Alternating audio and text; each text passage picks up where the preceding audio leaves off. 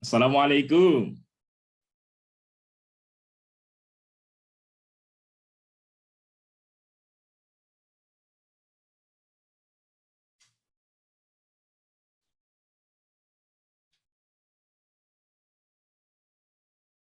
Assalamualaikum warahmatullahi wabarakatuh. Waalaikumsalam warahmatullahi wabarakatuh.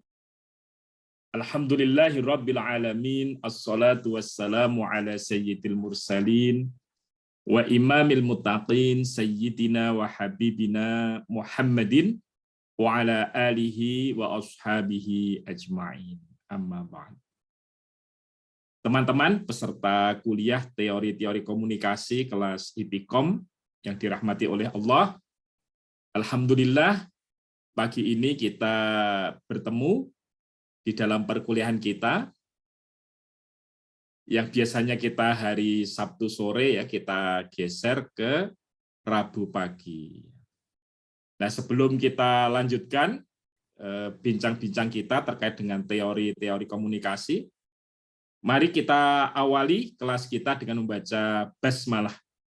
Bismillahirrahmanirrahim. Baik, ini sambil kita menunggu Pak Yamin hadir bersama kita, saya ingin ada masukan ya dari teman-teman ya semacam jajak pendapat ini ya terkait dengan rohaniawan rumah sakit. Jadi besok kan kita akan mengkaji teori-teori komunikasi, apakah itu teori tentang komunikasi interpersonal, komunikasi kelompok, komunikasi publik, dan juga komunikasi massa. Nah, salah satu dari komunikasi interpersonal itu dilakukan itu di dalam layanan rohaniawan rumah sakit. Harapan saya ini teman-teman semua sehat nih. Gimana kabarnya? Sehat semua kan? Alhamdulillah, sehat, Mister. Ya, alhamdulillah. Ada yang pernah opname di rumah sakit atau pernah menunggu keluarga di rumah sakit? Pernah. Ya, pernah. Pernah ya. Nah, kalau di rumah sakit itu biasanya ada dokternya, ada perawatnya, dan ada satu petugas yang mereka itu namanya rohaniawan rumah sakit. Nah, kalau mendengar kata rohaniawan rumah sakit itu yang ada dalam pikiran teman-teman apa? Seseorang yang membackup rohaniah kita, seseorang yang ibaratnya mengobati rohani kita. Mengobati rohani kita ya. Baik. Kalau rohaniawan rumah sakit yang baik itu kira-kira punya karakter apa saja? Maybe ramah, terus humble. Ramah, humble ya. Kemudian bisa memberikan ketenangan dan bisa memberi pendengar yang baik. Mengayomi. Mengayomi ya. Ramah, kemudian pendengar yang baik, kemudian mengayomi. Tetapi dari yang baik-baik itu, apakah ada teman-teman yang pernah mengalami pengalaman yang tidak menyenangkan dengan rohaniawan rumah sakit? Ada enggak?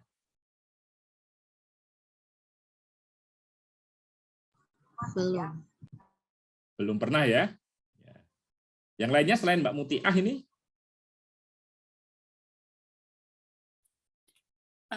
Mungkin belum ada, Ustaz. Belum ada ya. Kalau yang pengalaman menyenangkan atau mengharukan?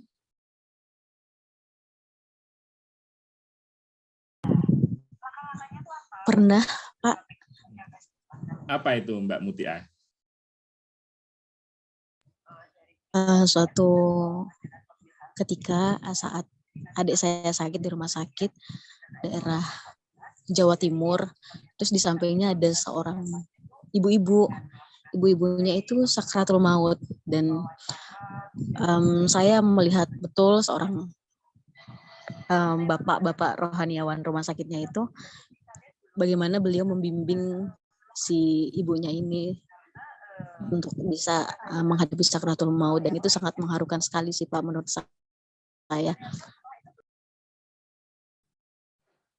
Gimana Mbak mengharukannya Mbak? Bisa digambarkan misalkan dengan penuh kesabaran atau seperti apa?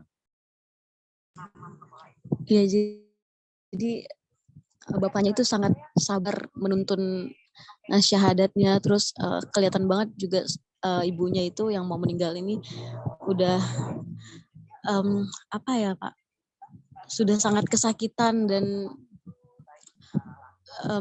siapapun yang melihatnya kayaknya nggak tega gitu Pak. Terus bapak si petugas rohani rumah sakitnya ini, ya beliau terlihat sangat sabar gitu menuntun biar jangan sampai tidak mengucapkan kalimat syahadat gitu Pak.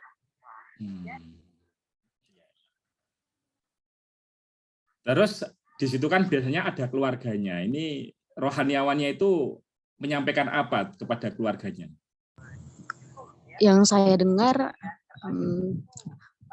rohaniawan rumah sakitnya itu bilang, sabar ya Pak, Bu, ini sudah kembali ke Allah gitu. Yang saya ingat. Menggunakan kata-kata kembali gitu ya.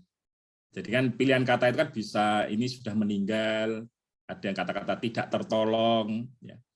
Tapi ada pilihan kata telah kembali begitu ya. Sebetulnya saya kurang ingat persis kata-katanya itu Pak. Cuman saya ingatnya beliau bilang sabar gitu. Ya.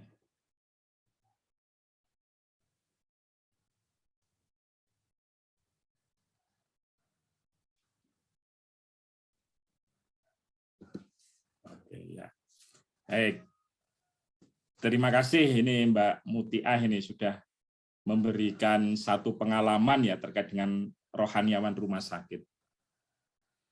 Mungkin ada teman yang lain? Mbak Az-Zahroh Fahmi. Assalamualaikum. Waalaikumsalam. Iya. Bagaimana kabarnya? Sehat? Alhamdulillah sehat. Alhamdulillah. Pernah punya pengalaman mendapatkan pelayanan dari rohaniawan rumah sakit atau menyaksikan pelayanan yang dilakukan oleh rohaniawan rumah sakit, Mbak Zahroh? Belum, Mbak. Belum ya. Kalau profesi rohaniawan rumah sakit sendiri, pernah dengar ada profesi itu? Pernah. Pernah ya. Apa yang terbayang dalam pikiran Mbak Zahroh terkait dengan profesi rohaniawan rumah sakit itu? Mendampingi pasien dari mendampingi pasien siapa? Dari segi psikis dan rohaninya. Psikis dan rohaninya. Kenapa kok pasien perlu didampingi, Mbak itu? Menurut Mbak Azharo, kenapa? Karena mungkin setiap orang ketika menghadapi sakit itu ya ada yang nggak siap menerima. Ya, tidak siap menerima, mendapatkan sakit ya. Baik, terima kasih Mbak Azharo. Kita ke Mas Muhammad Akbar Gibran. Assalamualaikum. Mas Muhammad Akbar Gibran. Waalaikumsalam, Pak. Di mana ini posisinya ini? Saya di rumah, di kantor? Di gedung FEB saya, Pak. Oh iya, iya. Pernah punya pengalaman dilayani oleh rohaniawan rumah sakit atau mungkin menyaksikan pelayanan rohaniawan rumah sakit? Itu kalau yang rohaniawan itu saya belum pernah, Pak. Kalau mendengar profesi rohaniawan rumah sakit yang ada dalam pikiran Mas Muhammad apa? Itu kayak mendampingi pasien, Pak. Iya, kayak misalkan ada yang lagi sakit kritis, terus didampingi, diingatkan, terus pas misalkan sakaratul maut gitu dibimbing dalam mengucapkan kalimat. Baik. Kalau menurut Mas Muhammad, karakter utama apa yang harus dimiliki oleh rohaniawan rumah sakit? Itu karakternya humble, Pak. Humble ya. Terus Ya. apa lagi? Terus kayak menarik lah, Pak, itu. Humble, kemudian orangnya menarik ya. Ya, Terus apa lagi? itu itu Pak, apa? Orangnya tuh sabar gitu loh, Pak. Kan kadang dalam pasien itu kan susah tau, Pak. Ya. Baik, terima kasih Mas Muhammad Akbar Gibran. Kita ke Mbak Jihan. Assalamualaikum Mbak Jihan. Waalaikumsalam. How are you this morning? Alhamdulillah, I'm good. I'm great. How are you, sir? Alhamdulillah, bidu'aika ana bi khairin wa sihatin. Alhamdulillah. Allah yas'ad sabahak. Amin, amin, amin. Baik. Ada satu pertanyaan ini ya. Ini mungkin Mbak Jihan yang pernah punya pengalaman dengan rohaniawan rumah sakit. Pernah mengalami sendiri atau mungkin pernah menunggui keluarga yang sedang dilayani rohaniawan rumah sakit? Keluarga, Ustaz. Kalau saya sendiri belum pernah. Ya. Bisa diceritakan apa yang dilakukan oleh rohaniawan rumah sakit pada keluarga Mbak Jihan waktu itu? Yang dilakukan lebih ke menguatkan begitu sih, Ustaz, menguatkan, karena kalau orang yang sedang di posisi tidak sehat itu kan lebih sensitif ya, maksudnya lebih cenderung kayak serba salah gitu, terus suka merasa sendiri gitu. Jadi peran rohaniawan itu kalau yang saya lihat lebih ke menguatkan biar tidak merasa sendiri begitu sih pasiennya. Karena rumah sakit Islam juga sih, Ustadz, mungkin kalau rumah sakit umum tidak seperti itu berjalannya, kurang tahu juga. Terus telaten, sabar, begitu orangnya.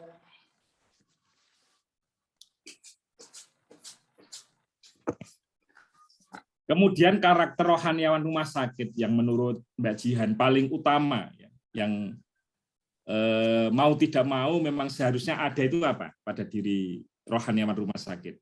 Ya, kalau yang harus ada di rohaniawan rumah sakit yang paling utama ya tentunya soleh sih, Ustaz, soleh dan akidahnya kuat. Dan selain itu juga yang sudah disebutkan oleh teman-teman tadi, kayak sabar, telaten, humble gitu. Cuman yang paling utama soleh dan akidahnya kuat, karena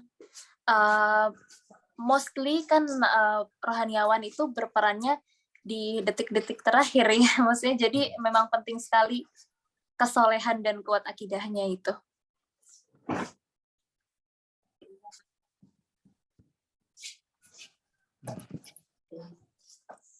Pernah mendengar cerita dari teman atau kerabat tentang pelayanan rohaniawan rumah sakit yang tidak bagus, yang tidak menyenangkan misalkan? Pernah enggak? Enggak ada sih, Ustadz. Kalau yang menyenangkan? Kayaknya semua, iya, rata-rata menyenangkan. Belum pernah mendengar. Menyenangkan ya? Ya. Oke.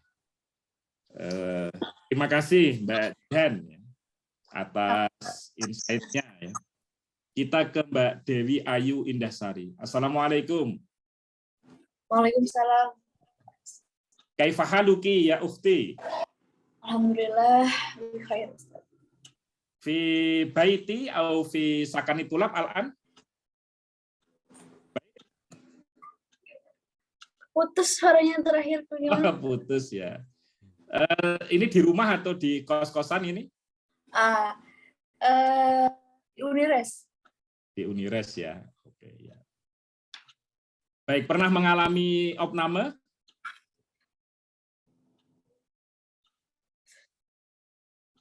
Wah, terputus juga ya ini ya? Iya, tapi opname ya.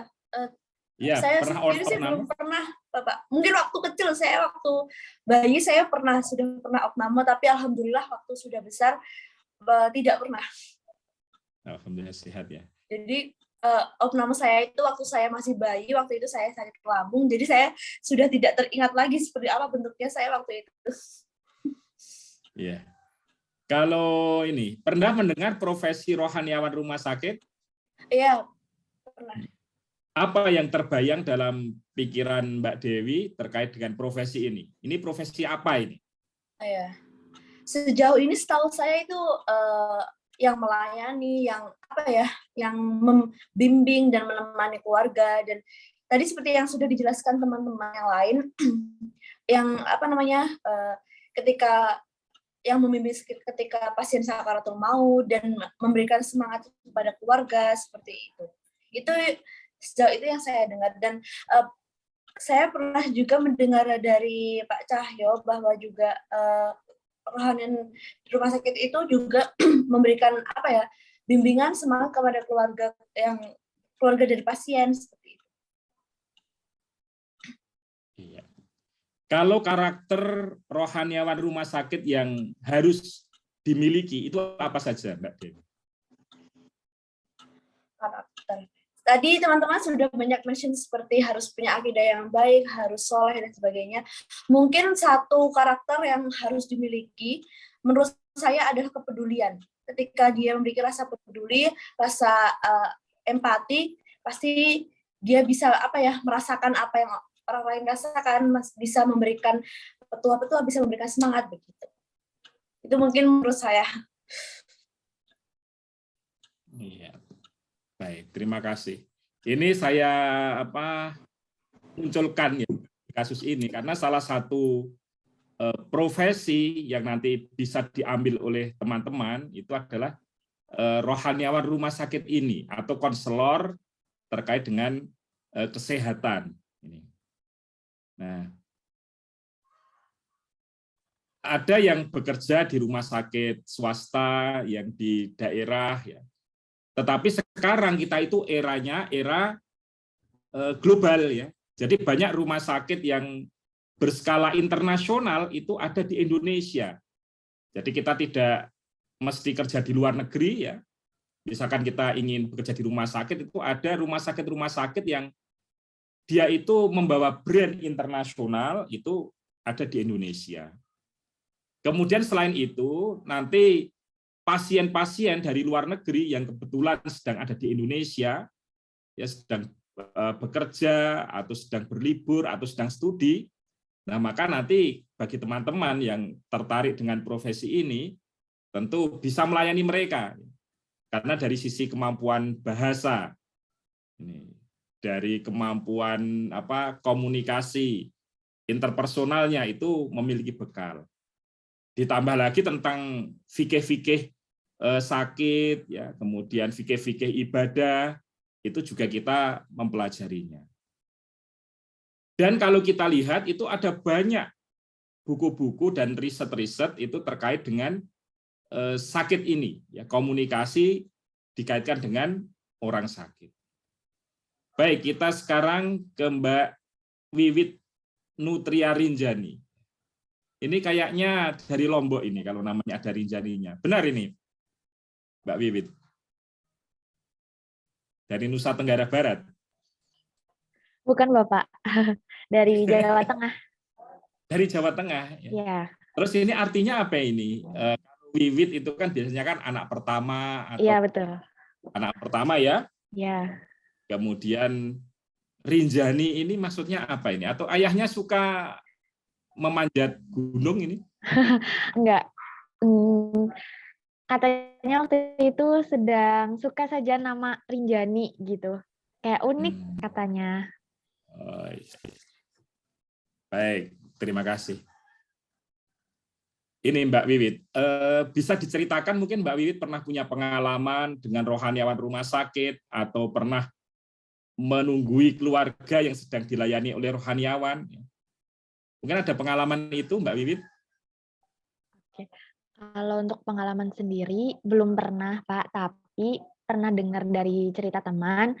Jadi kakeknya teman SMP saya itu seorang rohaniawan di salah satu rumah sakit PKU Muhammadiyah di daerah saya.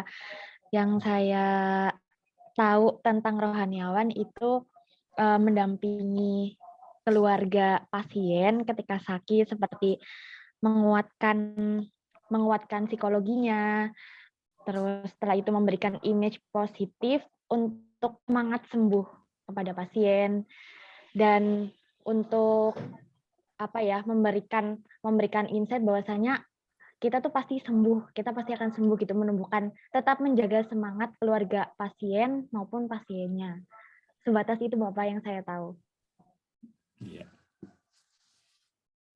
Kemudian karakter yang harus dimiliki oleh seorang rohaniawan rumah sakit, menurut Mbak Wiwit apa saja? Yang pertama, harus tahu agama, tahu dasar-dasarnya. Terus empati, punya rasa empati yang tinggi. Jadi bagaimana dia bisa menempatkan posisinya, merasakan apa yang orang lain rasakan gitu. Terus setelah itu telaten, sabar menghadapi, karena pasien kan macam-macam ya Pak. Jadi paling nggak harus telaten, sabar, seperti itu. Baik, terima kasih Mbak Wiwit. Nah, ini saya mau cerita ini. Jadi saya dan Pak Yamin itu punya pelatihan ya tentang rohaniawan rumah sakit. Nah, sekitar tahun 2006.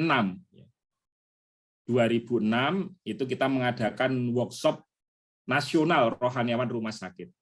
Ini tahun 2006, ini teman-teman kelas berapa ini?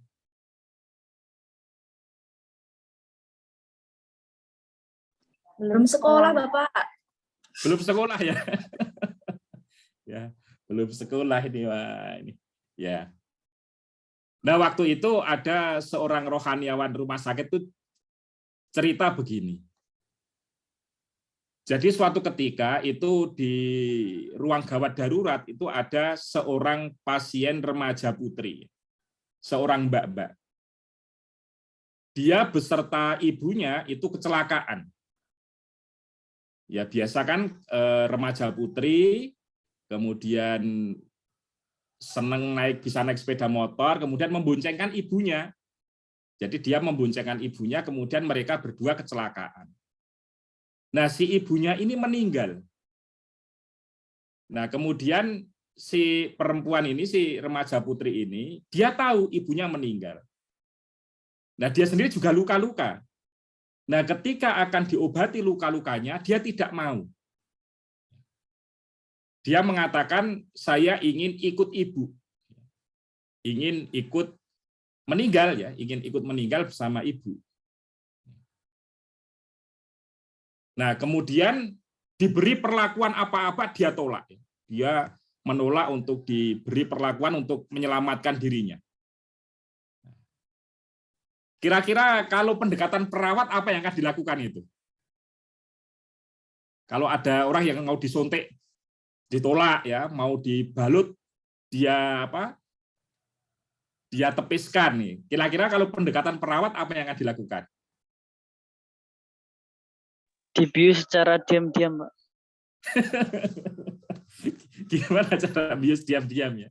Ya, langsung dibekep itu atau disuntik ya? Nah, ini. Pakai tisu atau gimana? Membius pakai tisu itu adanya di film itu ya. Jadi kalau di medis itu ya diinjeksi ini. Wah, ini semua perawat ini kebingungan karena ya dia tidak mau diberi perlakuan, tidak mau diberi pertolongan, dan terus ngomong, saya mau ikut ibu, saya mau ikut ibu. Kemudian didatangkan rohaniawan rumah sakit. Dia mengatakan, tidak bisa. Karena apa? Karena ibu nanti ke surga, sedangkan Mbak masuk neraka. Kenapa? Karena ibu ini kecelakaan, ini takdir, qadha. Tetapi kalau Mbak, ini namanya bunuh diri karena tidak mau diobati. Nah, yang menyampaikan itu rohaniawan rumah sakit. Kalau Mbak ingin bertemu kembali dengan ibu, maka Mbak harus sembuh dan Mbak menjadi anak yang sholihah. Nah, kemudian si Mbak itu menurut untuk diberi pertolongan. Nah, kira-kira di sini komunikasi apa yang dilakukan oleh rohaniawan rumah sakit dengan Mbak tadi ya? Nah, jelas komunikasi interpersonal. Tetapi pendekatan apa yang digunakan? Adakah teori terkait hal itu? Terkait dengan teori bagaimana untuk menenangkan seseorang, mengubah cara pandang dia. Nah, itu nanti kita akan temukan di dalam kajian teori-teori komunikasi terkait dengan komunikasi interpersonal. Baik, ini sepertinya Pak Yamin sudah gabung dengan kita. Kita sapa dulu. Assalamualaikum Pak Yamin. Waalaikumsalam warahmatullahi wabarakatuh. Baik Pak, silakan Pak. Assalamualaikum warahmatullahi wabarakatuh. Waalaikumsalam. warahmatullahi wabarakatuh. Alhamdulillahirrahmanirrahim. Syukur kita panjatkan kehadirat Allah Subhanahu wa taala. Segala nikmat dan karunia-Nya, sehat, sehingga pada pagi hari ini kita bisa bertemu di perkuliahan hari ini.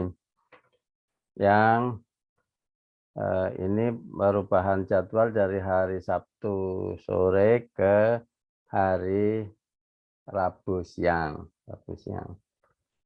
Pertanyaannya semua bisa nggak nih di Rabu siang ini? Atau ada yang belum gabung?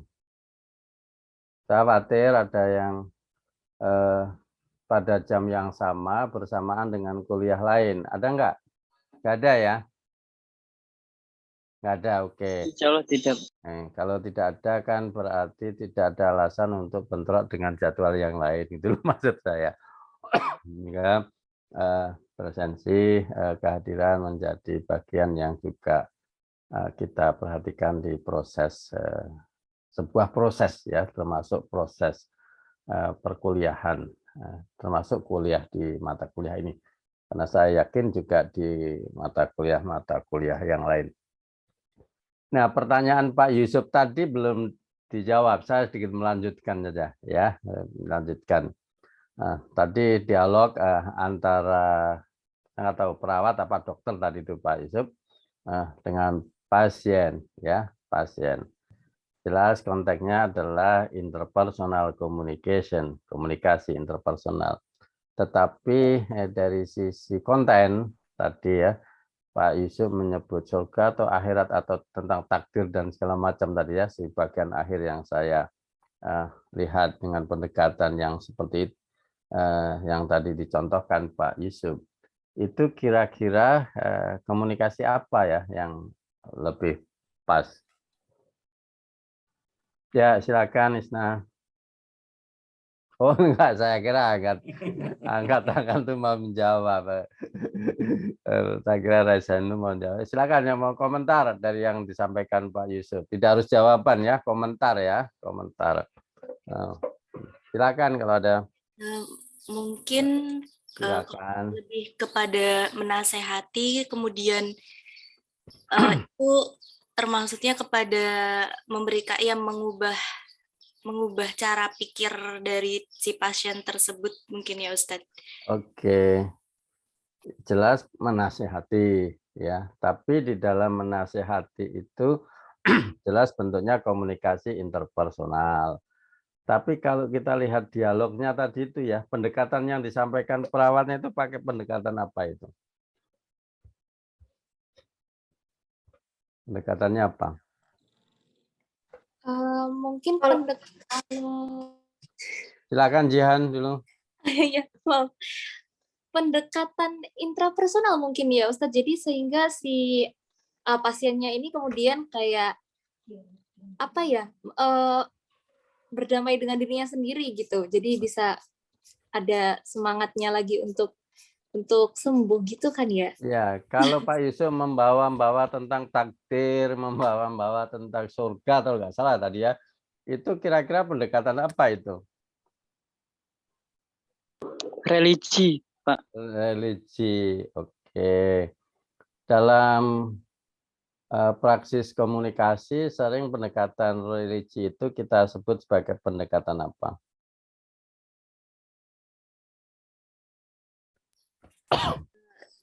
Dakwah fardiyah bukan sih? Dakwah. Spiritual communication, ya.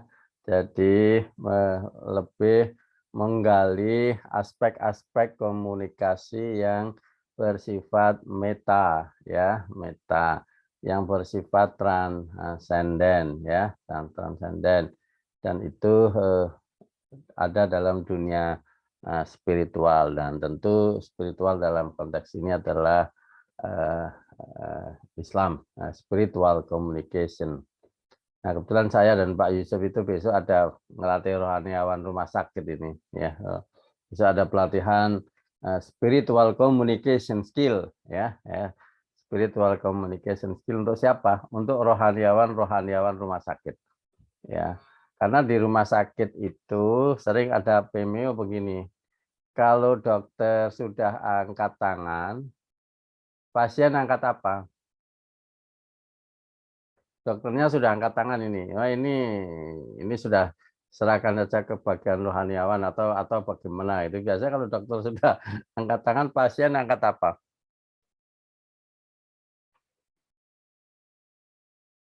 Anda berpikirnya terlalu serius ya. Padahal pertanyaan saya tidak terlalu serius, gitu loh. Tapi Anda berpikirnya begitu serius untuk menjawab yang sangat super serius. Ya, pertanyaan saya sederhana. Kalau dokter mengatakan saya ini sudah angkat tangan ini, biasanya yang terjadi pasien angkat apa? Angkat kaki dari rumah sakit. Iya betul, Anda jawab ragu-ragu sekali ya.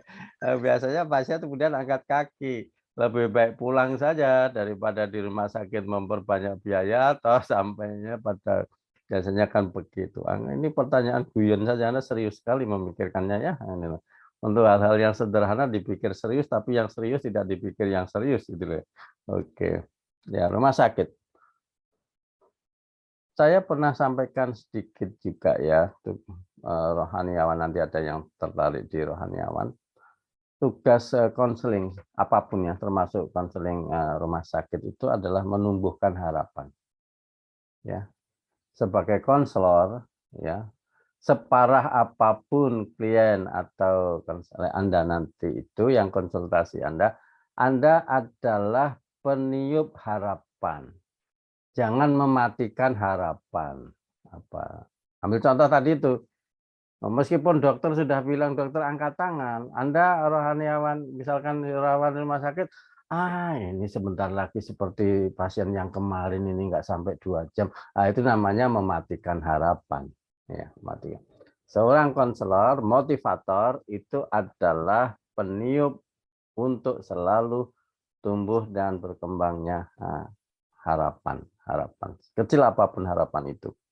Nah, komunikasi itu sebenarnya ya meniupkan harapan.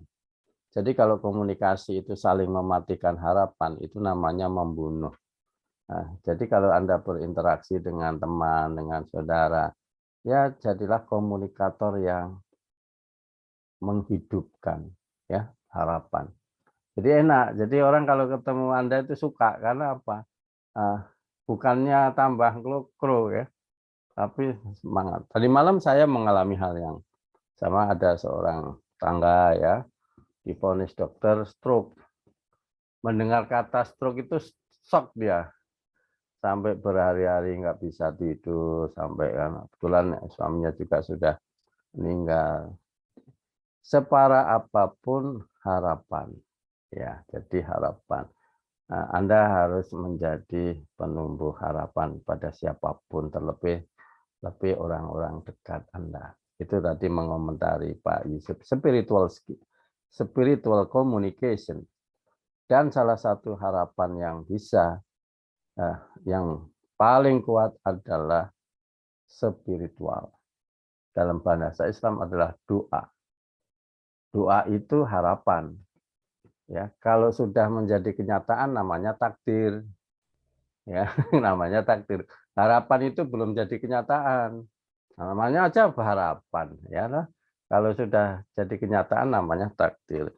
Jadi kalau harapan belum menjadi kenyataan ya namanya aja harapan. Harapan itu belum menjadi kenyataan. Kalau sudah menjadi kenyataan namanya berubah, bukan harapan. Tapi adalah takdir. Takdir. Nah, bagaimana Anda mewujudkan harapan menjadi sebuah kenyataan bagi orang-orang dekat Anda? Minggu lalu Pak Yusuf sudah minta untuk teman-teman menuliskan pengalaman komunikasi. Ya. Nah, saya yakin Anda punya pengalaman, dan pengalaman yang saya kompilasi ini sudah ratusan ini. Mau saya bukukan itu. Pengalaman, the experiences of communication. Pengalaman komunikasi, ya. Nah, saya hari ini mendapatkan dari teman-teman IPKOM berapa Pak Yusuf? 14 atau berapa jumlah IPKOM? 17 ya kalau nggak salah ya. Berapa kelas ini 17, jumlahnya? Pak. 17 ya. 17, ya. 17 dengan tahun-tahun yang lalu sedang saya kompilasi, kita pilah-pilah. Tetap saya sebutkan narasumbernya ya, narasumbernya. Jadi pengalamannya siapa ya. Itu saya yakin Anda punya pengalaman. Orang pasti punya pengalaman, dan pengalaman yang Anda tuliskan itu adalah narasi ya, narasi. Dari apa? Dari pembacaan sebuah pengalaman fenomena yang terjadi tentu beberapa waktu yang lalu. Nah, sebelumnya kita sudah bicara tentang teori, ya kan? Teori. Teori itu salah satunya adalah bermakna konstruksi dari narasi-narasi tadi itu. Maka saya minta Anda untuk mengasih judul ya, pengalaman Anda yang Anda tulis itu. Nah, memberi judul itu adalah Anda mengkonstruksi. Anda mengabstraksikan dari yang Anda tulis. Jadi membuat judul itu memang nggak gampang ya, karena itu kerja otak, kerja otak, bukan kerja otot ya, itu kerja otak. Karena itu membutuhkan kemampuan mengabstraksi. Ya. Bagaimana supaya judul itu menarik ya? Di sini ada proses management of meaning. Nanti ada teorinya ya, teorinya. Bagaimana kata-katanya supaya menarik, pilihan diksi dan segala macam, itu management of meaning terhadap apa? Meaning terhadap yang Anda tulis tadi itu. Ya. Anda ada proses psikologis yang dalam ilmu pengetahuan yang kemarin tadi disebutkan, itulah proses berpikir. Ya, proses berpikir. Anda saya minta untuk memberi judul. Karena memberi judul itu kerja otak itu ya. Nah, kerja otak. Anda saya yakin ada yang bingung. Ada dua pendekatan. Seperti juga yang saya sampaikan di pengantar tentang teori. Ada yang saya yakin Anda nyusun judul dulu, baru nulis pengalamannya, ya, narasinya. Itulah yang deduktif. Tapi ada yang nulis dulu, ya, peristiwanya, Anda nulis, baru terakhir mikir judulnya. Nah, mikir judulnya. Itu yang induktif. Ya. Jadi saya nggak tahu siapa nanti, saya yakin, tapi ada yang belum apa-apa judulnya sudah jadi. Gitu loh. Belum apa-apa judulnya sudah jadi. Artinya apa? Sebenarnya konstruksinya sudah jadi di sini. Cuma tinggal dituliskan saja. Tapi ada yang sudah tulis dulu aja, bla bla bla bla bla gitu. Nanti baru ketemu judulnya. Nah, baru judulnya ada. Nah, itu proses berpikir. Dan itu proses Anda mengkonstruksi, mengabstraksi dari tulisan itu. Nah, saya ingin dengar sedikit saja apa yang pengalaman yang menarik. Mulai dari Jihan. Apa pengalaman komunikasi Anda kemarin yang Anda tulis? The experience that I wrote yesterday in the quiz, in the task that you gave us, is about my experience in the competition that I just joined. IC Star, yes, in Istanbul. So in that paper, I wrote that the thing that made it, interesting and wonderful is that we came from many parts of this earth. There was one coming from Bosnia, from Kosovo, and from Arab like Jordan, Syria, Palestine, etc. And from different backgrounds, we gathered in the same place to compete and share our talent, voices, and etc. So of course, one thing that is interesting first is about language. Since we came from many countries, so of course we communicated in many languages, and the languages that unite us is English and Arabic. So one thing that was quite funny or quite weird is that sometimes we forget how to talk in our own language. So I had I had also a friend from Indonesia, but when I talked to him, sometimes I talked in Arabic, sometimes in English, because like mostly we talk in Arabic and English. So yeah, that did happen. And it happened to my friends, which came from Arab. Like sometimes they talk in English. They talk with people from Arab, but they talk in English and in Turkish. So yeah, we messed up with language. That is the first interesting part. And the second one is that I figured out that, language is not the only thing to communicate. Like we can communicate with, how to say bahasa isyarat? Sign language, we show like some gestures, and sometimes we use like Google Translate to like dictionary, online dictionary, and etc. So in that process, we learned so much, like how to, build a good relationship in that huge diversity. So that's it. I'm sorry for talking too long. Thank you very much. Okay. Silakan teman-teman yang ingin bertanya pengalaman kemarin. Kira-kira pengalaman Jihan ini nanti teori apa yang bisa menjelaskan? Ya, nanti ada beberapa teori. Silakan kalau teman ingin tanya pengalaman kemarin dari Jihan, ketemu banyak kalangan dari bahasa yang berbeda, negara yang berbeda, kultur yang berbeda. Ya. Silakan di forum ini. Ada yang mau tanya? Pak Yusuf mau tanya? Very interesting. Oke. Yes. Thank you. Ya. Satu pengalaman internasional yang saya kira luar biasa. Saya nggak tahu hasil akhirnya bagaimana. The last result was semifinal, so I was eliminated in the semifinal. Oh, so, yes. Luar biasa, ya, amazing. Oke. Wiwit, gimana Wit cerita pengalaman komunikasinya? Yang kemarin saya tuliskan. Ya. Oke, itu kemarin saya menuliskan ketika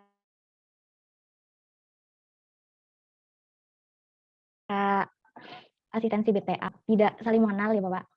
Ya. Dari jurusan yang berbeda, lalu bagaimana caranya kita bisa membangun komunikasi yang baik agar mencapai tujuan gitu, sama-sama bisa menyelesaikan pembelajaran BTA. Awalnya ya saya, aduh gimana nih, apa bisa menjalin biar bisa akrab gitu seperti itu.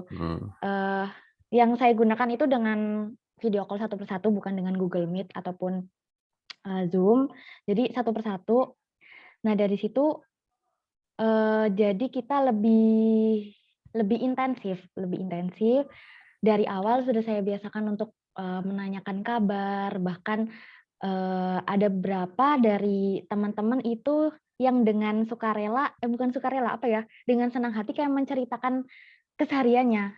Jadi itu kadang kita tuh kayak cerita-cerita dulu sebelum BTA-nya mulai gitu. Bahkan malah kayak gimana ya, udah kayak teman yang sering ketemu gitu.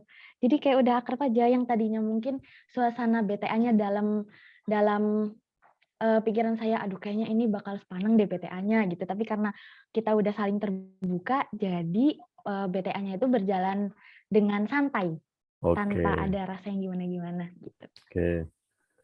Gibran, gimana Mas Muhammad Akbar Gibran?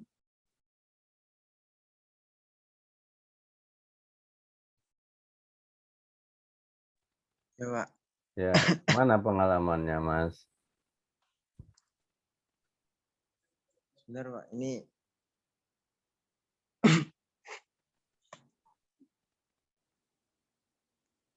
halo. Ya,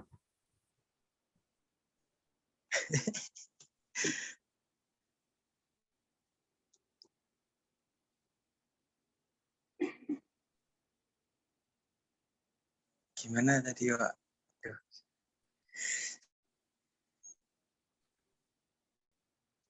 Boleh diulang lagi, Pak? diulang lagi.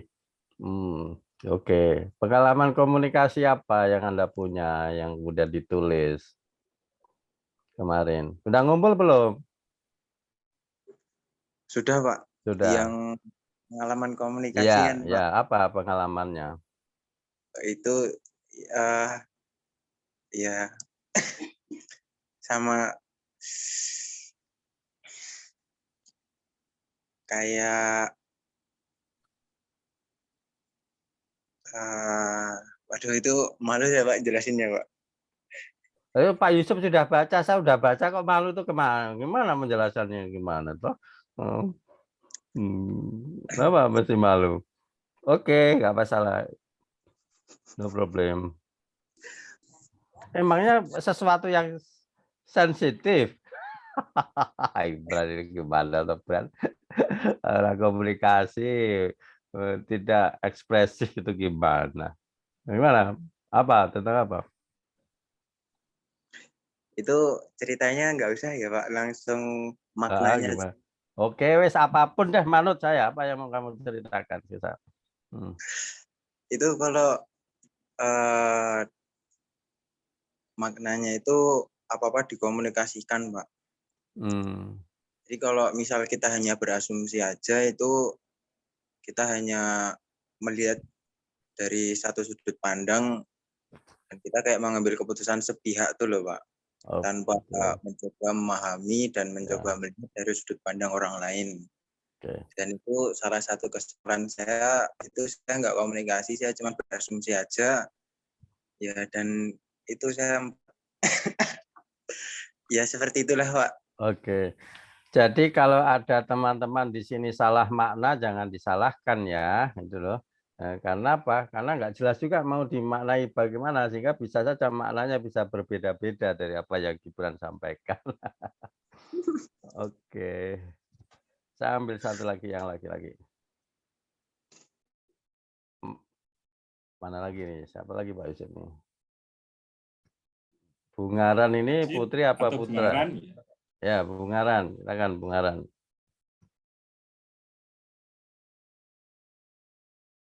Ini bunga, memang namanya Bungaran. Memang namanya Bungaran ya. Itu nama marga saya Pak. Oh, nama marga. Nama aslinya siapa? Rafli Pak. Rafli. Oh, Rafli. Silakan Mas Rafli. Pengalamannya gimana Mas Rafli? Pengalaman komunikasi terhadap banyak Pak. Saya pengalamannya Pak. Waduh, ini orang berpengalaman sekali ini.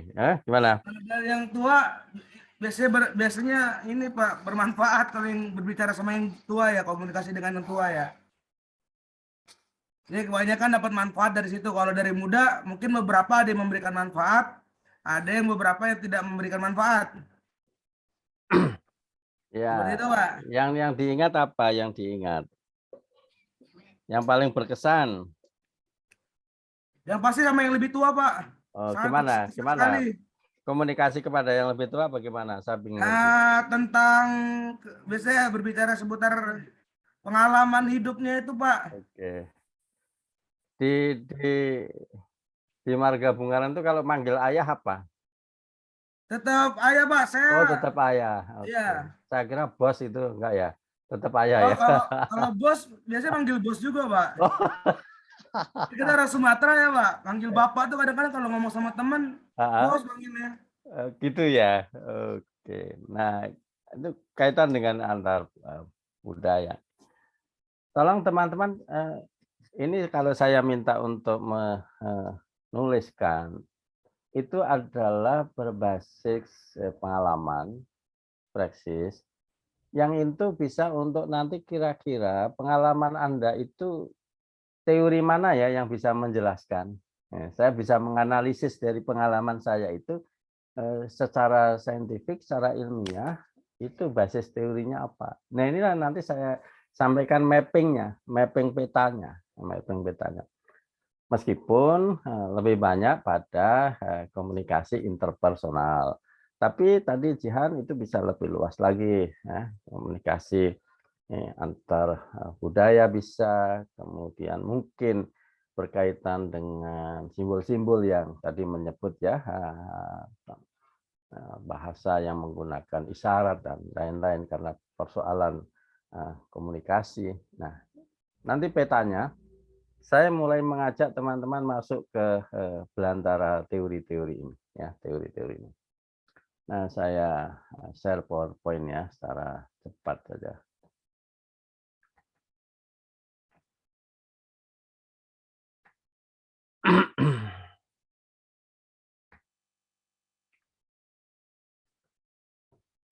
Saya mengambil dari bukunya Griffin ya, Griffin.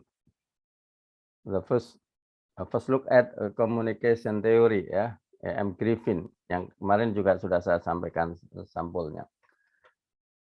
Griffin memetakan dalam 7 tradisi ya, praksis atau pengalaman atau dalam praktek komunikasi yang kemudian dipetakan dalam 7 tradisi teori. Nah, nanti pengalaman Anda itu nanti kira-kira masuk di mana, itulah kira-kira kan begitu. Masuk tradisi yang mana. Dan nanti lebih menukik lagi teori apa, gitu, teori apa. Yang pertama tradisi yang disebut sebagai socio-psychological tradition theory ya, yang lebih menekankan kepada aspek-aspek sosio-psikologis ya dalam komunikasi, yang itu nanti lebih banyak menekankan kepada bahwa komunikasi itu adalah activity yang saling mempengaruhi antar seseorang ya dalam komunikasi interpersonal ya. Sehingga memang komunikasi interpersonal itu memiliki pengaruh yang lebih kuat ya dalam mempengaruhi proses psikologi ya. Sehingga kalau tadi Pak Yusuf menyampaikan dialog antara rohaniawan rumah sakit dengan pasien, itu tidak akan mungkin pengaruhnya kalau itu menggunakan media. Tapi itu dilakukan secara face-to-face communication. Dialektif. Ya, dialektif. Karena itu ciri dan sekaligus kekuatan dari interpersonal communication. Mampu mempengaruhi proses berpikir secara langsung. Tanpa media. Beda dengan ini ya, kuliah kita hari ini kan saya masih menggunakan media. Sehingga saya tidak bisa melihat, apalagi yang off cam banyak juga, nggak bisa melihat bagaimana pengaruh psikologikalnya dalam proses dialog perkuliahan hari ini. Apakah yang di sana itu mangut-mangutnya itu karena mendengarkan perkuliahan atau mangut-mangutnya mendengarkan yang lain itu kan bisa salah tafsir juga gitu kan. Tapi kalau interpersonal face to face communication itu bisa langsung dideteksi pengaruhnya sesaat itu. Nah, komunikasi itu adalah saling mempengaruhi aktivitas interpersonal. Itu pendekatan atau tradisi dari socio-psychological tradition. Tradisi yang kedua lebih melihat komunikasi itu sebagai proses informasi. Cybernetic tradition, sehingga lebih melihat bagaimana proses pesan itu atau informasi itu disampaikan. Di teori-teori di pengantar ilmu komunikasi, teman-teman saya kira sudah mengerti ya beberapa definisi tentang apa itu komunikasi dari beberapa pakar ya, pakar. Yang setiap pakar itu memiliki stressing ya, di dalam mendefinisikan komunikasi. Nah, salah satunya adalah Laswell ya. Teman-teman masih ingat ya Laswell ya, sebagai tokoh ilmu komunikasi. Apa definisi komunikasi menurut Laswell? Ada yang masih ingat?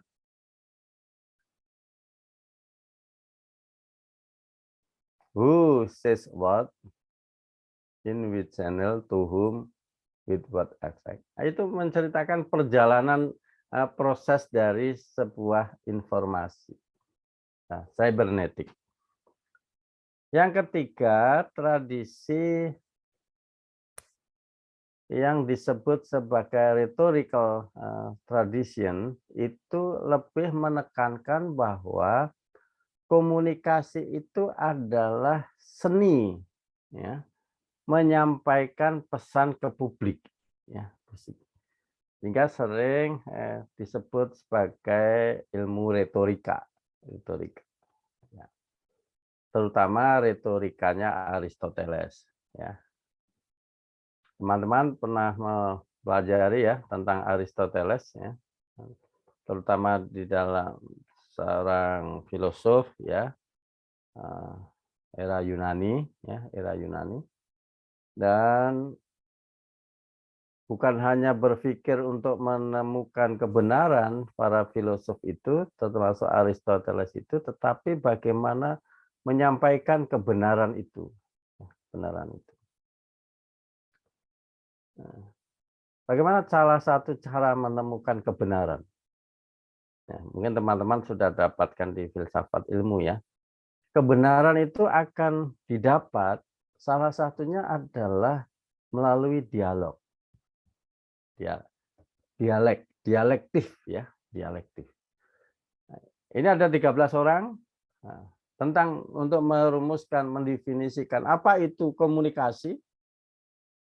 Sehingga nanti akan ketemu komunikasi itu adalah bla bla bla bla, hasil dialektif. Jadi kalau apa sih tujuannya teman-teman itu rapat adalah untuk menemukan solusi ya sebagai sebuah langkah kebenaran. Dari mana itu didapatkan? Melalui dialektif peserta. Jika kebenaran itu tidak bisa berasal dari satu orang, dia akan menemukan apa realnya ketika dialogkan, dia dialogkan. Sehingga hidup ini sebenarnya memang adalah dialog. Nah, dalam dialog itu nanti ada beberapa, ada yang bisa kemudian menyatu, ada yang sebagian berbeda ya, tetapi itu adalah proses pemahaman dari sebuah dialog. Sehingga dalam sebuah dialog itu tidak mesti menghasilkan yang A, B, C itu menjadi D misalkan, tetapi bisa juga menjadi A, B, A, C, A, D. Nah, itulah menjadi sebuah hasanah. Nah, ketika kebenaran itu sudah didapatkan, maka kebenaran itu disampaikan ke publik sebagai sebuah pesan kebenaran. Ya, menurut Aristoteles, menyampaikan ke publik itu salah satunya melalui aktivitas pidato. Ya, seni berpidato, seni menyampaikan pesan secara verbal. Itulah Aristoteles. Sehingga retorika dalam makna teoritisnya itu adalah seni berpidato atau seni menyampaikan pesan ke publik untuk menyampaikan kebenaran, Yang oleh Aristoteles ini ada 3 prasyarat. Kebenaran melalui seni menyampaikan di depan publik itu akan tercapai manakala Aristoteles menyampaikan 3 kata kunci. Teman-teman saya yakin sudah hafal ini apa yang disebut sebagai ethos, pathos, logos. Masih ingat? Ini mata kuliah lama ini ya, Aristoteles, pathos, ethos, logos. Atau ethos, pathos, logos. Ethos itu menyangkut karakter komunikatornya. Ya. Dia memiliki kompetensi, memiliki integritas, memiliki kredibilitas, itu adalah faktor-faktor ethos. Sebagai sumber informasi, sebagai komunikator. Tetapi dia menyampaikannya juga mampu membangun pathos. Pathos itu gairah positif dari komunikan. Jadi membangkitkan, memotivasi komunikan. Tapi komunikan ini akan terbangkitkan, akan termotivasi juga memiliki karakter-karakter tertentu, ya. Dan logos yang disampaikan itu logik, bisa diterima oleh akal sehat. Itu makna retorika di awal. Nah, cuma persoalannya sekarang kata retorika itu kan sudah menjadi korban perilaku politik yang tidak baik, ya. Sehingga kalau ada orang mengatakan sesuatu, itu kita kan belum apa-apa sudah mencat, retorika belaka itu. Ya, retorika seolah-olah berbalik maknanya. Dari seni untuk menyampaikan kebenaran menjadi seni untuk menutupi kebenaran. Nah, itu yang sering kemudian terjadi. Semiotik tradition. Nah, tadi yang disampaikan Jihan itu nanti bagian dengan tanda, ya, tanda. Tentang komunikasi itu proses untuk memaknai sebuah tanda, ya. Tadi ada beberapa tanda yang dipakai, bisa body language, bisa tadi ya hal lain, semiotik, ya, semiotik. Yang berkaitan dengan sign, tanda.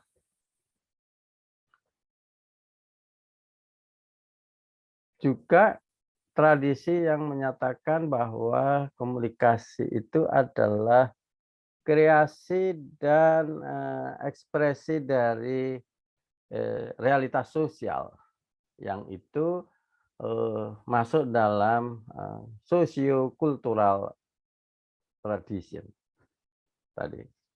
Saya yakin ketika kita berhadapan dengan banyak orang dengan latar belakang yang berbeda-beda tadi disampaikan ya, setiap geografis yang berbeda itu akan mengaruhi budaya yang berbeda.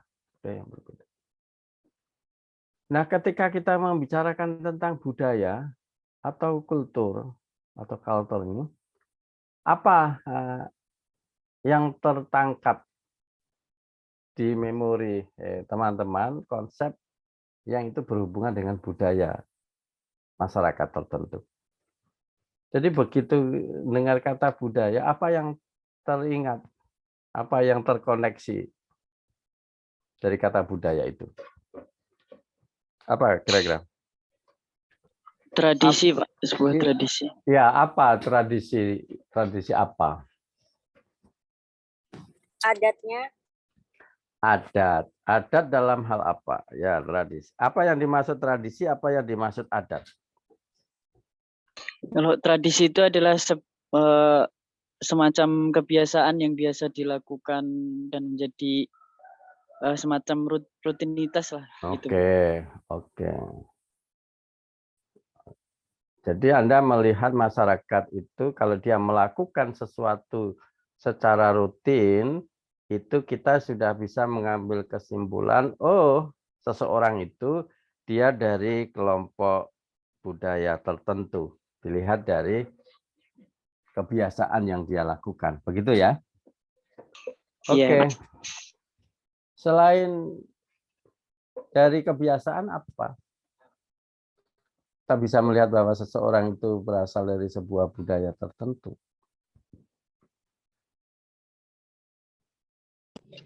Mungkin dari bahasanya juga. Bahasa, oke. Ya, bahasa mencerminkan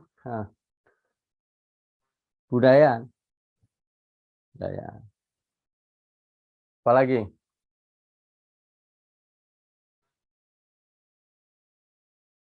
Tradisi, language, apalagi? Ketika Anda berinteraksi dengan seseorang, Anda sudah langsung bisa mengidentifikasi latar belakang budaya orang itu. Tadi Anda melihat kebiasaan orang ini, kemudian dari bahasa orang ini, dan yang berikutnya apa?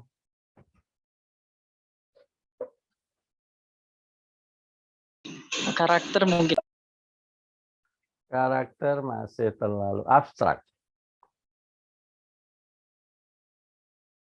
Karakter dalam hal apa?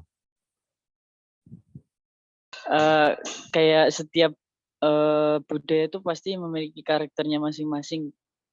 Sebagai contoh, orang Jawa khususnya yang di Jogja itu karakternya orangnya lembut, terus sopan santun gitu, Pak.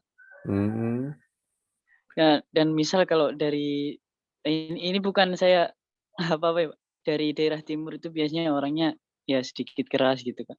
Gitu, Pak. Oke. Kalau Anda menyebut tadi ya, daerah itu geografis ya, geografis, teritori. Itu bisa menjadi salah satu penyebab munculnya budaya itu kenapa berbeda.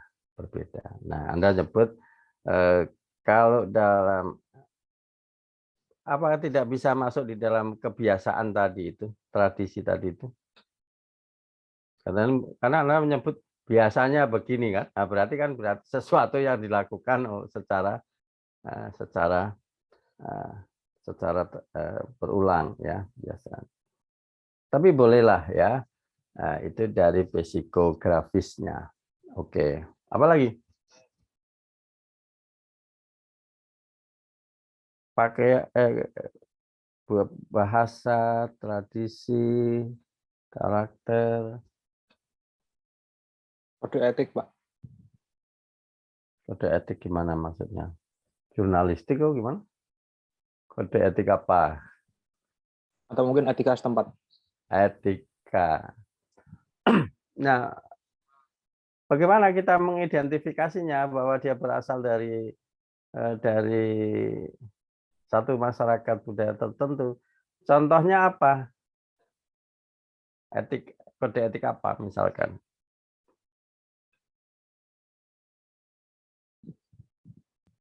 Logat, Pak.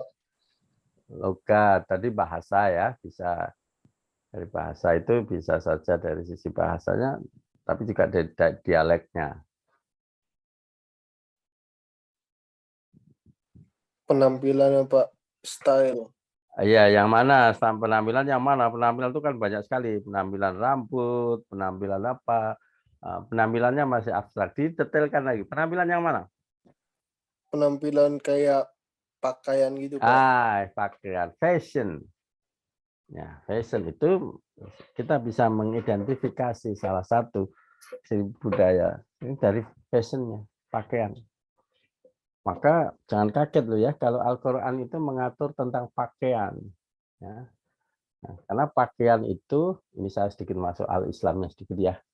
Nah, pakaian itu bukan hanya fungsional, ya, bukan hanya fungsional, yaitu kalau kita belajar ilmu apa ya, ilmu tentang pakaian itu melindungi dari panas, hujan dan tubuh itu secara fungsional, tetapi itu adalah identitas, ya, identitas. Maka hal yang urgen tadi itu, pakaian, ya. Apalagi?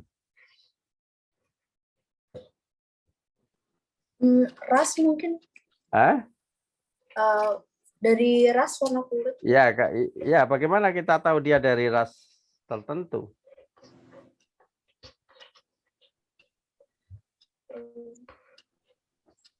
Di samping dari yang sudah banyak tadi pakaian, betul. Melalui komunikasi, Pak. Komunikasi apa? Menyatakan identitasnya. Ya, kita akan tahu dari pakaiannya, dari kebiasaannya, ya, dari apa? Kalau Mbak Isna sebut apa? Dari komunikasinya, bagaimana?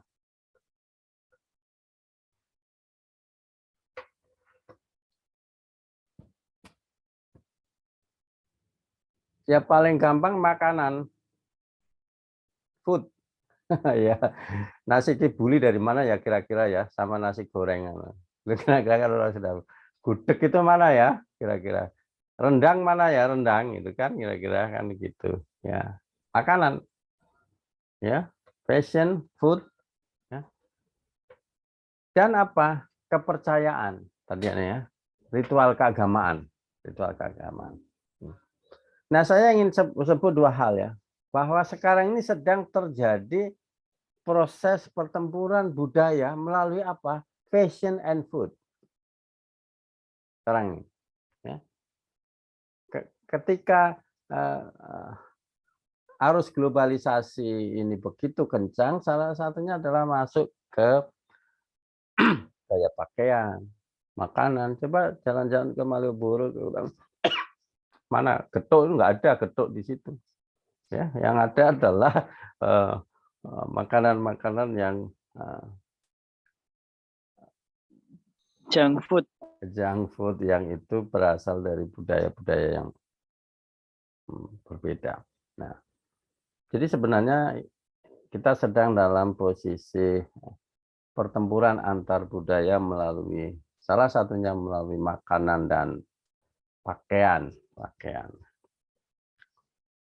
Nanti itu kita lanjut ya. Tradisi yang ke-6 itu adalah tradisi critical tradition. Teori yang nanti akan melahirkan teori-teori kritis. Ya.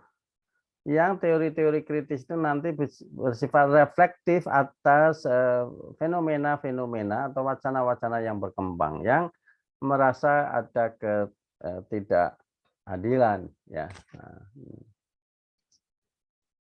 Dan yang namanya kritis itu adalah selalu mempertanyakan ya, mempertanyakan. Dan pertanyaan kritis itu wujudnya bagaimana biasanya? Anda merasa bahwa sebuah pertanyaan itu kritis dan pertanyaan yang normatif, itu biasanya pertanyaan yang kritis itu kata tanyanya bunyinya bagaimana? Mengapa? Nah, pertanyaan kritis itu bunyinya mengapa? Karena apa?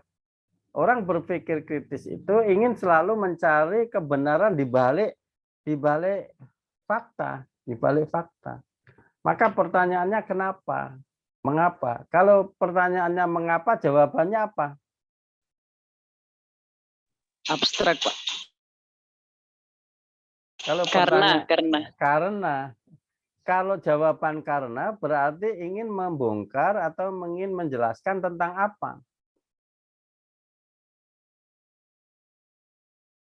Tentang apa? Tentang sesuatu. Tentang sesuatu. Sesuatu itu adalah sebab. Ya, jadi berpikir kritis itu selalu mencari akar masalah sebab. Kenapa Indonesia ini masih banyak orang yang miskin? Nah, itu pertanyaan kritis. Nah, perlu akan mencari akar masalah. Ya. Nah, biasanya pertanyaan-pertanyaan kritis itu karena terjadi ketimpangan. Kenapa? Ya, timpang. Dan yang ketujuh adalah tradisi fenomenologis atau fenomenological yang menjelaskan bahwa komunikasi itu adalah pengalaman diri dan orang lain yang didialogkan. Nah, dia dialog.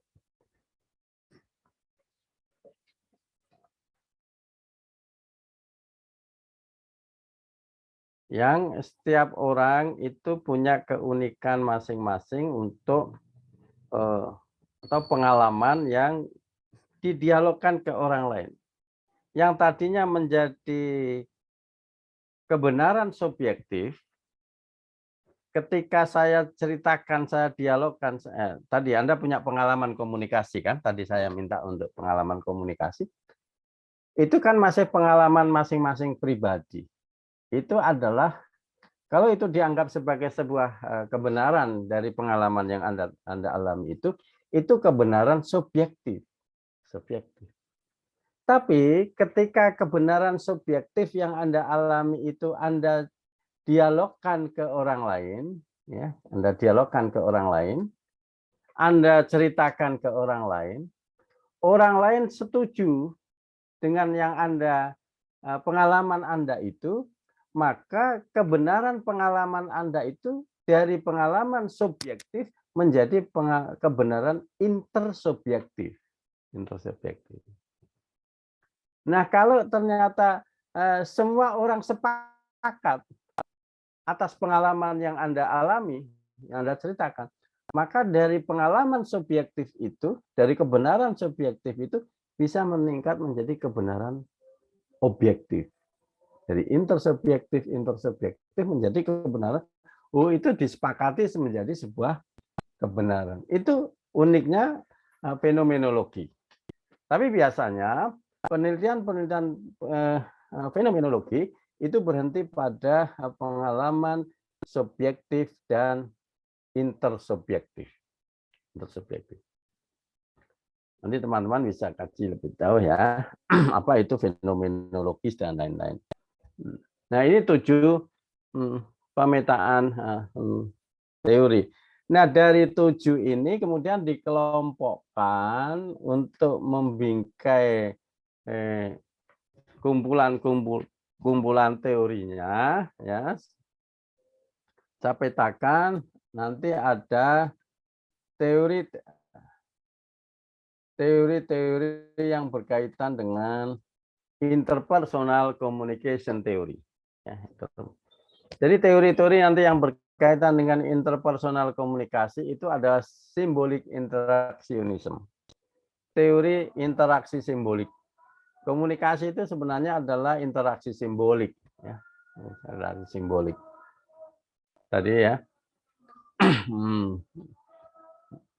Jihan sudah banyak bercerita. Itu sebenarnya interaksi simbolik ya. Antar bahasa yang berbeda itu simbolnya beda-beda. Nah, kedua, ketika mencoba menyampaikan pesan komunikasi, Anda kenal yang namanya proses coding dan decoding. Ya. Dalam proses coding dan decoding itu kita melakukan upaya pemilihan diksi, kalimat, dan mencoba memahami dalam pengorganisasian makna di sini. Maka disebut sebagai coordinated management of meaning. Jadi mengkoordinasikan makna di sini. Untuk menjadi apa? Untuk menjadi pesan.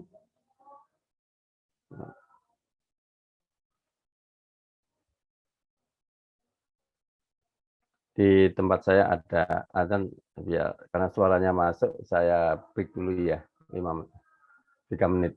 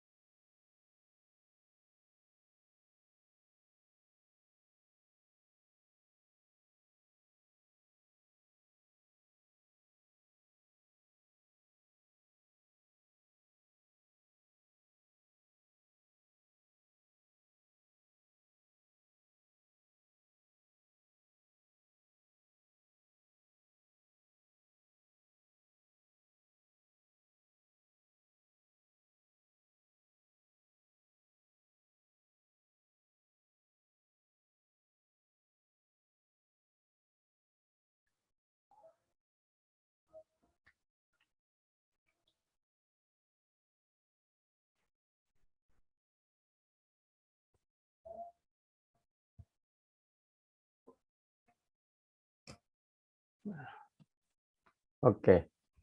Jadi ada koordinasi manajemen makna di sini, ya. Mulai dari pilihan kata, diksi dan lain, kapan waktu saya harus menyampaikan, dan yang ketiga kita juga akan membahas tentang teori expectancy violation theory, itu yang berkaitan dengan pelanggaran harapan atau kenyataan itu kadang tidak sesuai harapan, gitu loh. Kenyataan itu kadang tidak sesuai harapan. Itu bisa saja seseorang itu karena ekspektasinya yang terlalu tinggi, atau orang lain yang ekspektasinya terhadap pesan kita rendah. Apakah selama ini harapan Anda sesuai dengan kenyataan? Atau kenyataannya kadang di bawah harapan, bahkan kadang di atas harapan. Yang persis sesuai harapan itu seberapa persen kenyataannya? Kenyataannya enggak, ya kan? Kenyataannya terlalu terjadi perselisihan atau pelanggaran dari harapan ini. Nah, bagaimana ekspresi orang ya ketika ternyata harapannya di bawah, kenyataannya di bawah harapan atau lebih? Nah, itu menarik. Misalkan Anda nonton sepak bola ya, gol, maka selebrasi, ya. Nah, kalau penalti, misalkan karena harapan menjadi kenyataannya mungkin 80%, ya, kemudian tidak nyatanya 20%, maka ketika yang terjadi itu adalah yang 80%, ekspresi biasa saja. Tapi ternyata yang terjadi yang 20%, yang tidak gol tadi itu, oh itu pukulan telaknya lebih besar lagi. Lebih besar lagi. Ya. Ekspresinya bisa dilihat. Itu nanti, jadi kalau nonton bola itu sebagai orang yang belajar komunikasi, semuanya itu simbol itu ada makna, itu ada makna, bisa kita pelajari.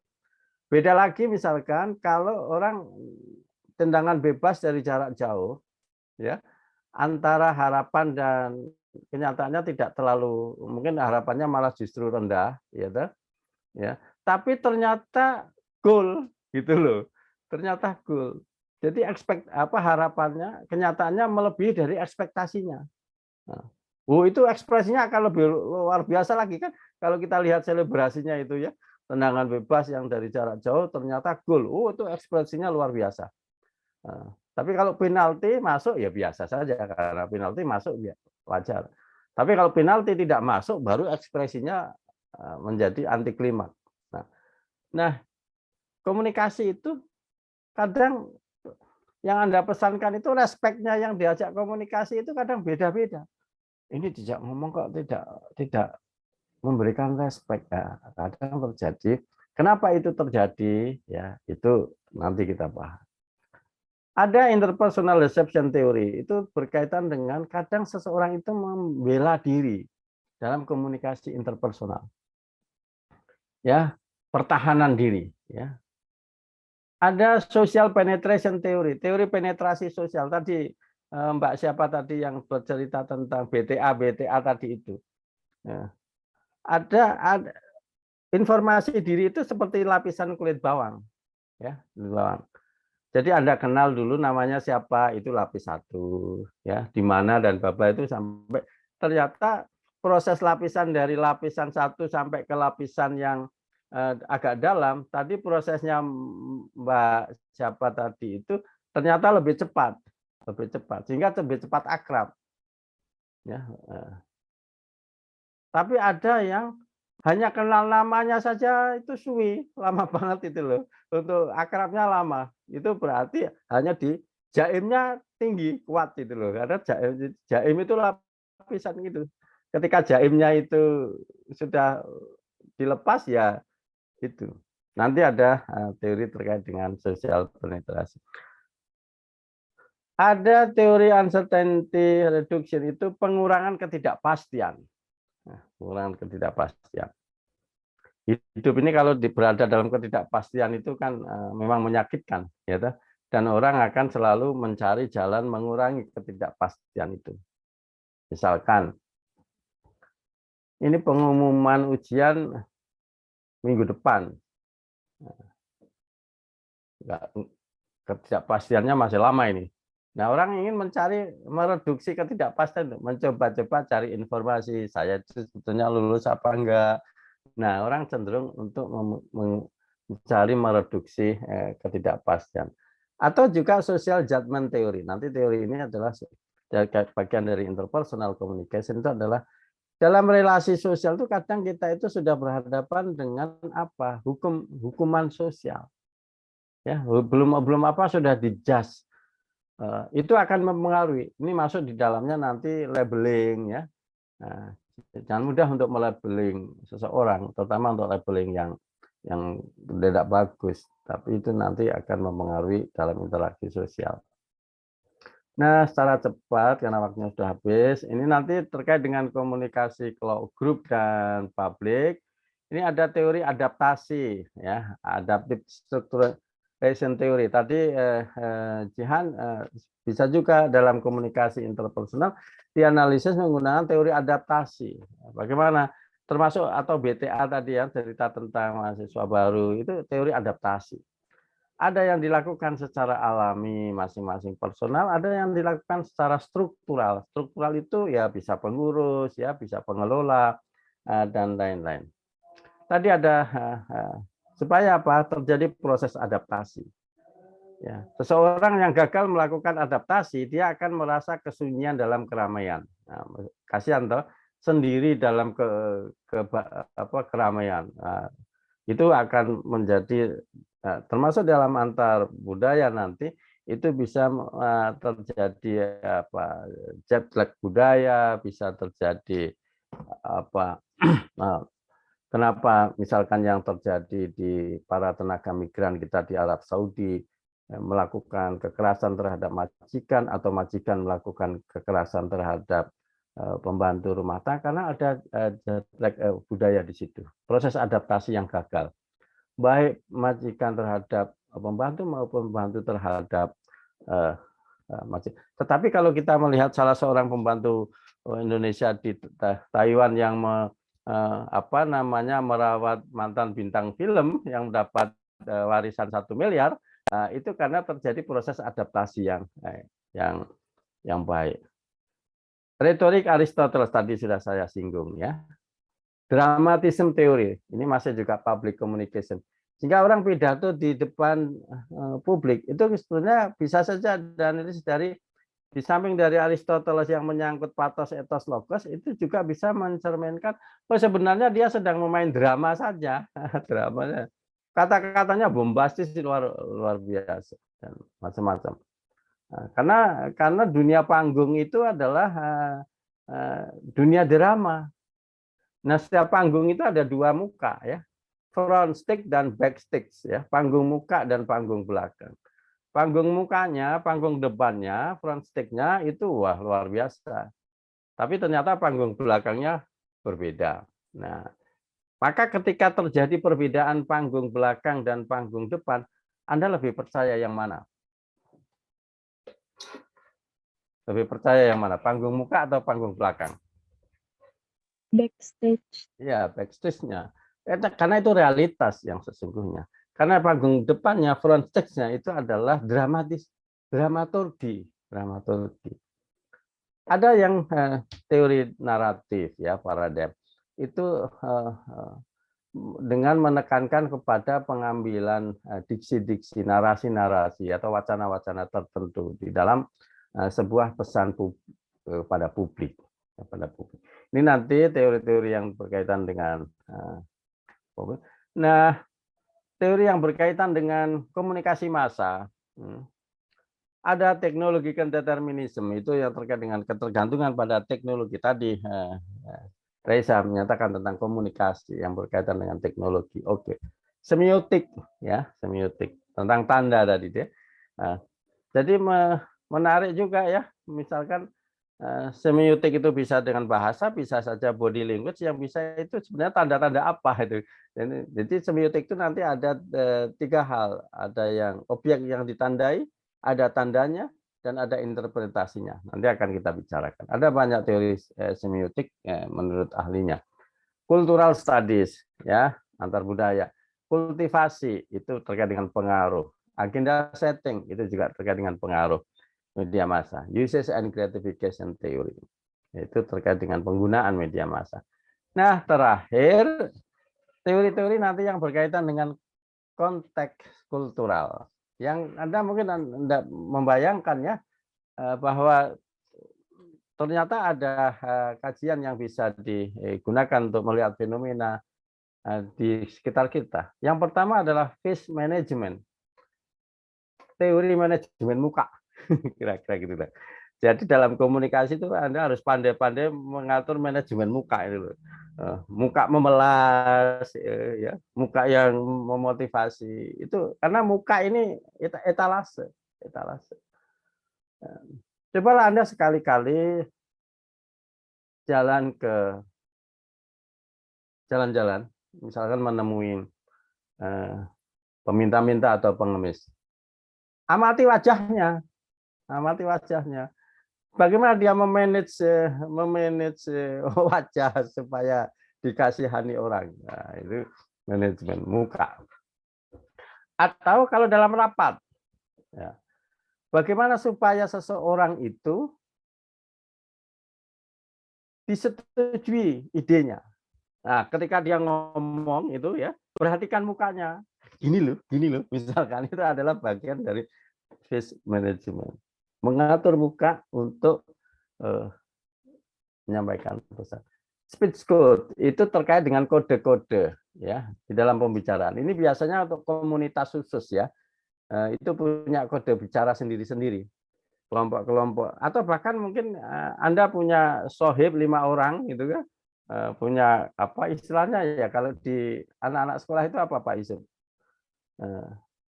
Kelompok bukan Besti, kelompok belajar. Apa?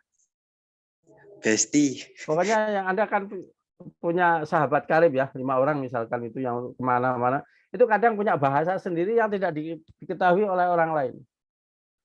Begitupun juga komunitas kok. Punya geng. Ya, geng itu punya bahasanya sendiri. Geng itu bukan hanya geng yang berarti negatif di apa, tapi geng pelajar juga ada kan. Geng-geng pergaulan juga ada, geng belajar juga ada. Yang ada punya kode-kode sendiri yang hanya diketahui oleh kelompoknya, di luar lain nggak tahu. Untuk mengetahuinya harus terjun ke kelompok itu. Dunia politik banyak lagi ya. Tadi Pak Yusuf ngasih contoh, mau uang dolar itu apel Washington, kalau uang rupiah itu apel Malang, kalau mau nyebut orang Arab unta, itu bahasa-bahasa. Gender like style. Laki-laki, perempuan, berbasis gender itu mempengaruhi gaya komunikasinya yang berbeda. Standpoint teori itu orang punya pandangan sendiri ya di dalam menyampaikan gagasan pendapatnya. Sehingga kenapa orang itu setuju, kenapa orang itu ngotot tidak setuju, karena dia punya standpoint-nya sendiri, sudut pandangnya sendiri, standing point sendiri, dia punya pijakan berdiri sendiri juga. Yang itu penting dalam komunikasi untuk kemudian menemukan kalau saya mau ngomong dengan seseorang si A misalkan, saya tahu karakteristiknya tadi ada yang nyebut kalanya, maka negosiasi dengan dia itu ada caranya, ada tekniknya, karena dia punya standpoint yang kuat misalkan, atau dia orangnya bisa diajak musyawarah, ada orangnya nggak bisa diajak musyawarah, itu kan, karena harus dipahami karena punya standing point sendiri. Yang terakhir adalah mute group theory. Itu teori bungkam. Ya. Dalam komunikasi, khususnya komunikasi kelompok, akan selalu ada kelompok bungkam. Kelompok bungkam itu bukan tidak berpendapat. Ya. Dia punya pendapat, tapi pendapatnya itu tidak diekspresikan. Tidak diekspresikan. Nah, kenapa tidak diekspresikan? Itu banyak macamnya. Nah, misalkan Anda rapat 10 orang, ya, yang bersuara setiap rapat cuma 2 orang, yang 8 itu nggak pernah bersuara. Bukan berarti yang 8 itu tidak punya pendapat. Dia punya pendapat. Tapi kenapa dia tidak menyampaikan pendapatnya di forum rapat misalkan? Mungkin merasa inferior, ya, merasa inferior. Atau kalau saya berpendapat, ya paling tidak didengar, gitu kan? Atau kalau saya berpendapat dan pendapat itu ternyata berbeda dengan pimpinan kelompok, oh sangat berbahaya bagi saya, gitu loh. Sehingga ada juga yang kemudian menyampaikan pendapatnya itu tidak di forum rapat. Setelah selesai rapat. Jadi setelah selesai rapat ngomong sama pimpinan rapat, sebetulnya saya nggak setuju loh dengan keputusan. Loh kok tadi diam saja. Itu mute teori. Kenapa dalam komunikasi itu sering terjadi kelompok bungkam atau orang yang bungkam. Sehingga dengan mempelajari teori ini Anda paham. Ternyata tidak setiap diam itu emas. Ya kan? Kadang diam itu bisa saja perak atau malah diam itu menjadi simbol stupid dan lain-lain. Jadi diam itu ada konteksnya. Asumtu hikmatun wa qalilun fa'iluhu itu diam yang seperti apa. Nah, itu perlu didefinisikan. Tidak setiap, ternyata setelah kita belajar ilmu komunikasi tidak semua diam. Nah, diam dengan karakter-karakter tertentu. Saya kira itu hari ini teman-teman sekalian. Nanti teman-teman saya minta untuk kelompok ya. Nanti milih 2 teori di antara teori-teori yang ada, referensinya di bukunya Griffin, bisa juga cari di bukunya Little John, ya, tapi yang paling lengkap di bukunya Griffin ya. Little John bisa untuk penambahan atau bukunya Donald. Saya kira itu nanti untuk terkait dengan tugas dan kelompok Pak Yusuf akan menyampaikan informasi di grup. Saya kira kuliah siang hari ini kita cukupkan sampai di sini. Kita akhiri dengan baca hamdalah. Alhamdulillahirabbil alamin. Kurang lebihnya mohon maaf ya. Sehat semuanya. Billahi taufiq wal hidayah. Assalamualaikum warahmatullahi wabarakatuh. Waalaikumsalam. Pamit ya. Assalamualaikum.